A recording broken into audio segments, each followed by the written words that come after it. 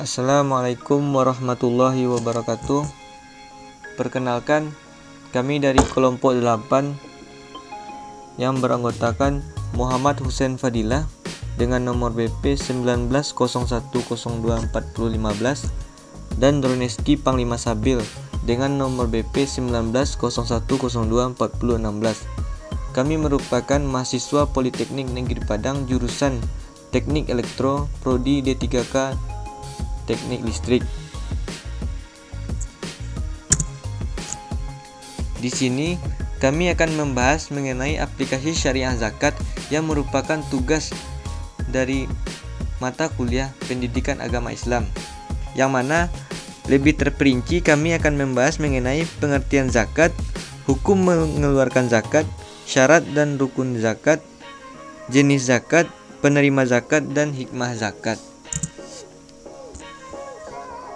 Baiklah, yang pertama mengenai pengertian zakat. Zakat secara etimologis berarti tumbuh atau al-numu, bertambah banyak dan mengandung berkah juga suci atau taharah. Menurut syariah, zakat adalah memberikan harta tertentu yang diwajibkan Allah mengeluarkannya kepada orang-orang yang berhak menerimanya. Menurut terminologi fikih, zakat adalah pemberian sebagian harta yang telah sampai nisabnya kepada yang berhak sesuai dengan ketentuan syariat atau hukum Islam.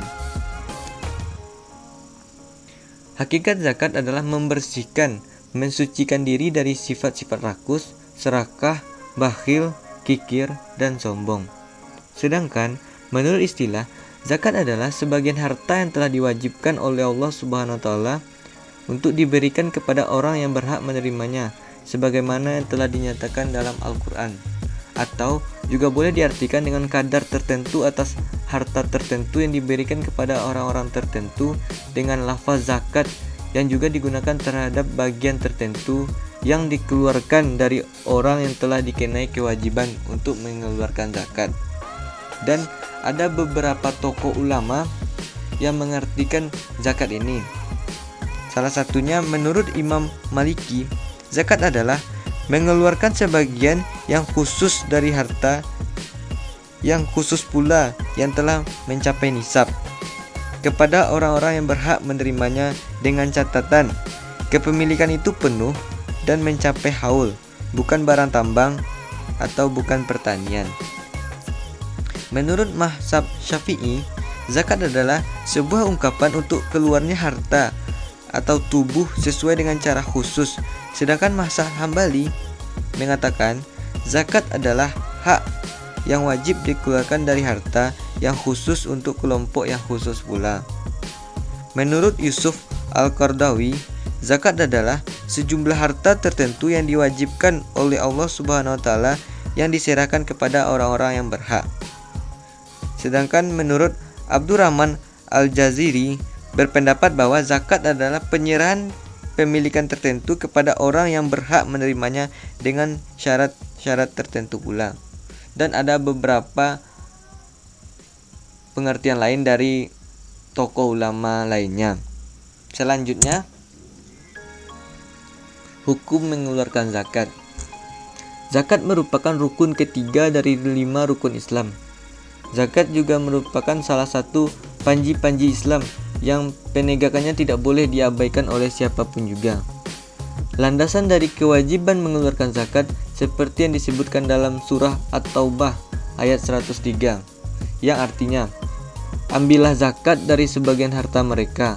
Dengan zakat itu kamu membersihkan dan mensucikan mereka, dan mendoalah untuk mereka. Sesungguhnya doa kamu itu menjadi ketentraman jiwa bagi mereka, dan Allah Maha mendengar lagi Maha mengetahui.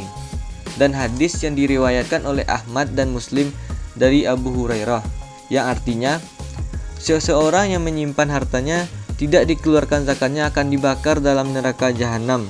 Baginya dibuatkan setrika dari api, kemudian disetrikakan ke lambung dan dahinya. Hadis riwayat Ahmad dan Muslim. Dan masih banyak lagi landasan kewajiban mengeluarkan zakat pada surah dan hadis lainnya. Selanjutnya, syarat dan rukun zakat. Menurut jumhur ulama, Syarat wajib zakat terdiri dari yang pertama Islam, merdeka, baligh dan berakal.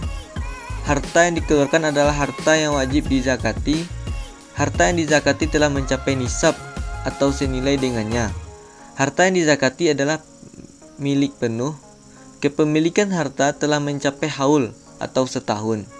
Harta tersebut bukan termasuk harta hasil hutang. Harta yang akan dizakati melebihi kebutuhan pokok. Dan di antara syarat-syarat sah pelaksanaan zakat terdiri atas niat dan tamlik atau memindahkan kepemilikan kepada penerimanya. Rukun zakat adalah mengeluarkan sebagian dari nisab atau harta yang dengan melepaskan kepemilikan terhadapnya, menjadikannya sebagai milik orang fakir dan menyerahkannya kepadanya, atau harta tersebut diserahkan kepada wakilnya, yakni imam atau orang yang bertugas untuk memungut zakat.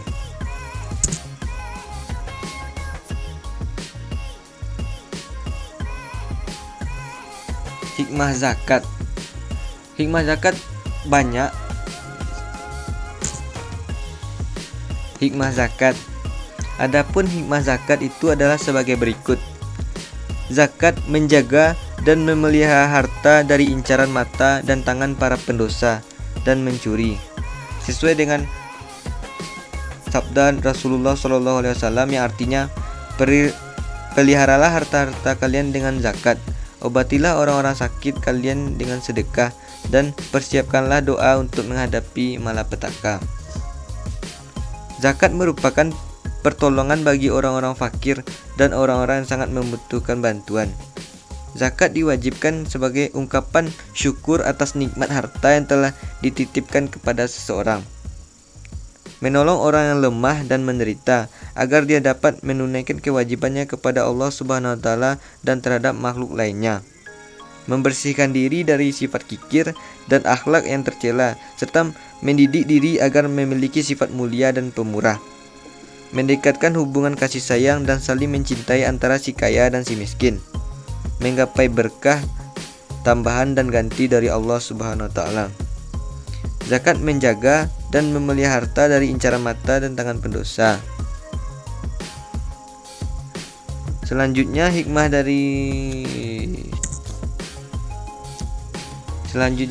zakat. Adapun hikmah zakat itu adalah sebagai berikut. Di antaranya, yang pertama, zakat menjaga dan memelihara harta dari incaran mata dan tangan para pendosa dan pencuri. Zakat merupakan pertolongan bagi orang-orang fakir dan orang-orang yang sangat memerlukan bantuan. Zakat diwajibkan sebagai ungkapan rasa syukur atas nikmat harta yang telah dititipkan kepada seseorang. Menolong orang yang lemah dan menderita agar dia dapat menunaikan kewajibannya terhadap Allah Subhanahu wa taala dan terhadap makhluknya.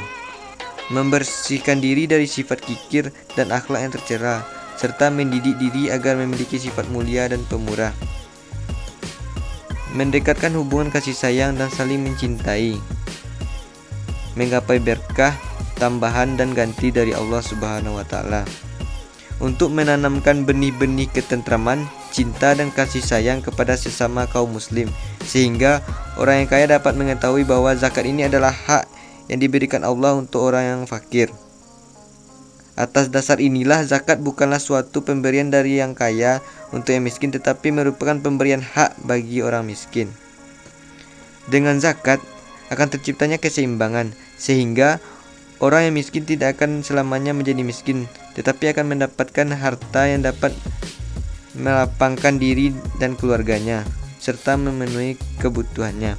Oleh sebab itu, tidak akan ada terjadi kaya beserta keluarganya, bergelimang dalam kemewahan hingga akhir hidupnya. Sementara masih banyak orang yang meninggal karena lapar dan tidak punya tempat tinggal. Selanjutnya, orang yang kaya tidak akan membenci orang yang fakir, dan orang yang fakir tidak akan dengki terhadap orang kaya. Bahkan, zakat akan mengembangkan rasa cinta di antara mereka, mengurangi kesenjangan sosial antara mereka yang berada dengan mereka yang miskin. Untuk mengembangkan potensi umat, dukungan moral kepada orang yang baru masuk Islam, menambah pendapatan negara untuk proyek-proyek yang berguna bagi umat. Assalamualaikum warahmatullahi wabarakatuh. Perkenalkan, nama saya Roneski Panglima Sabil dengan nomor BP 1901024016. Dan sekarang saya akan melanjutkan materi yang telah disampaikan oleh rekan saya, yaitu Muhammad Hussein Fadilah. Materi selanjutnya adalah penerima zakat. Orang-orang yang berhak menerima zakat telah ditentukan oleh Allah sebagaimana tersebut dalam Al-Quran, yaitu pada surat At-Taubah ayat 60, yang artinya, sesungguhnya zakat-zakat itu hanyalah untuk orang-orang fakir, orang-orang miskin, pengurus-pengurus zakat, para mu'alaf yang dibujuk hatinya, untuk memerdekakan budak, orang-orang yang berhutang, untuk jalan Allah, dan untuk mereka yang sedang dalam perjalanan, sebagai suatu ketetapan yang diwajibkan Allah, dan Allah Maha mengetahui lagi Maha bijaksana. Orang-orang yang berhak menerima zakat itu adalah orang fakir, miskin, amil, mu'alaf, gharimin, sabilillah, dan musafir. Serta orang-orang yang tidak berhak dalam menerima zakat adalah orang kafir, orang ateis, keturunan Rasulullah, orang yang dalam tanggungan berzakat, hamba saya. Di situ keturunan Rasulullah tidak berhak menerima zakat karena Rasulullah bersabda, sesungguhnya tidak halal bagi kami ahlul bait mengambil sedekah atau zakat. Kemudian orang kaya, Rasulullah juga bersabda, orang kaya tidak berhak karena tidak halal mengambil sedekah zakat bagi orang-orang yang kaya dan orang yang mempunyai kekuatan tenaga. Baiklah, selanjutnya adalah jenis-jenis zakat. Zakat terbagi dua, yaitu zakat fitrah dan zakat mal atau zakat harta. Zakat fitrah itu sendiri adalah zakat yang wajib dikeluarkan muslim menjelang Idul Fitri pada bulan Ramadan.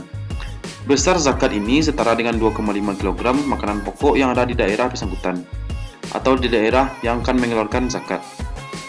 Zakat mal atau zakat harta yaitu zakat kekayaan yang harus dikeluarkan dalam jangka 1 tahun sekali yang sudah memenuhi nisab, mencakup hasil perniagaan, pertanian, pertambangan, hasil laut, hasil ternak, hasil temuan, emas, dan perak, serta hasil kerja atau profesi. Masing-masing tipe memiliki perhitungan sendiri-sendiri. Jadi itulah jenis-jenis zakat. Selanjutnya adalah zakat mal atau penjelasan zakat mal. Harta benda yang wajib dikeluarkan untuk zakat mal adalah emas, perak, dan mata uang, kemudian zakat harta perniagaan, kemudian harta binatang ternak, kemudian hasil bumi atau zakat hasil bumi, kemudian zakat barang tambang dan barang temuan, kemudian zakat penghasilan.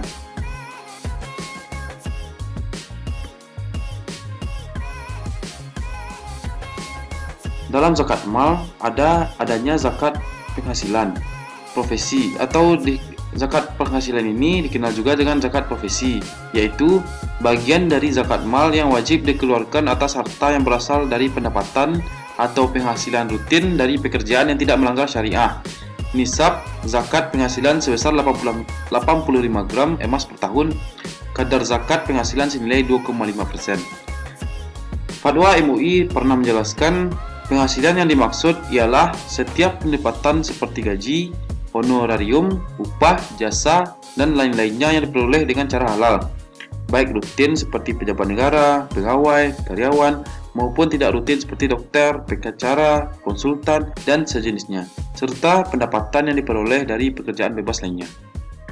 Dalam praktiknya, zakat penghasilan dapat ditunaikan setiap bulan dengan nilai nisab per bulannya adalah setara dengan nilai 1/12 dari 85 gram emas, atau mengikuti harga buyback emas pada hari di mana zakat akan ditunaikan dengan kadar 2,5%. Jadi apabila penghasilan setiap bulan telah melebihi nisab bulanan, maka wajib dikeluarkan zakatnya sebesar 2,5% dari penghasilan tersebut.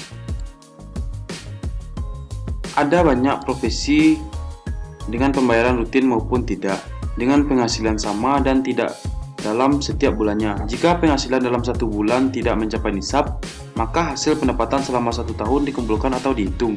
Kemudian, zakat ditunaikan jika penghasilan bersihnya sudah cukup nisab. Nisab zakat penghasilan adalah setara 225 kg makanan pokok yang biasa Anda konsumsi. Jadi, apabila Anda atau kita mengonsumsi beras seharga 12.000 per kilogram, maka nisab zakat penghasilan mencapai 6,3 juta. Misalnya selain gaji, Anda menerima bonus sebesar 30 juta. Zakat penghasilan ini dibebankan pada semua jenis profesi. Dan yang berhak menerima adalah fakir, miskin, amil zakat, mualaf, budak, garim, fisabilillah, dan ibnu sabil. Cara penyaluran zakat penghasilan bisa dilakukan dengan berbagai metode.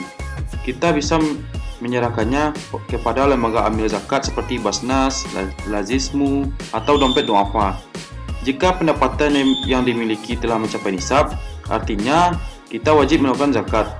Nilai zakat yang dikeluarkan adalah 2,5% dari total penghasilan. Misalnya Rio memiliki gaji bulanan sebesar 7 juta per bulan, maka kita harus mengeluarkan zakat senilai 2,5% dari jumlah gaji kita.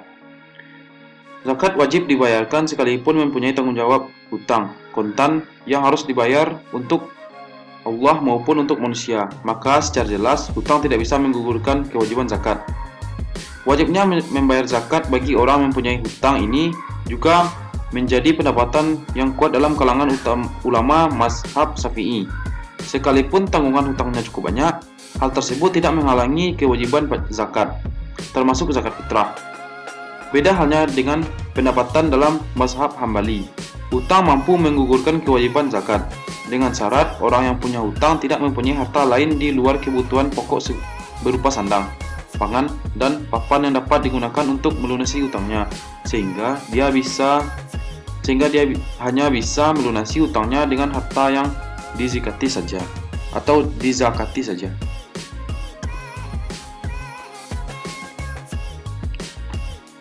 Baiklah, itulah materi yang dapat kami sampaikan. Terlebih kurang kami mohon maaf. Wabillahi taufiq wa hidayah. Wassalamualaikum warahmatullahi wabarakatuh.